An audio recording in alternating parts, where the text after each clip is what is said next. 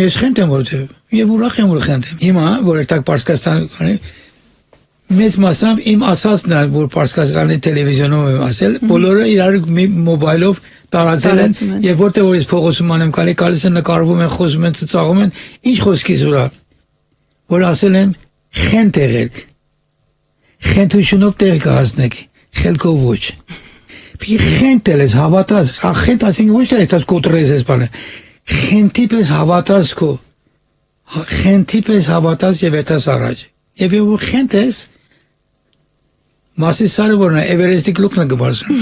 Հա?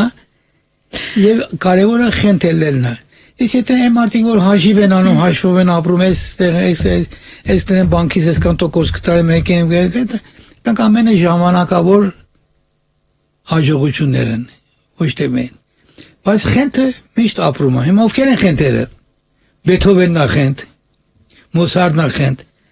Թումանյանն է խենթ, Բարուսևակն է խենթ, դա բոլոր խենթ են։ Այդ խենթությունով, այդ խենթն է, եւ այդ խենթերն են, որ մեր ազգը պահում են։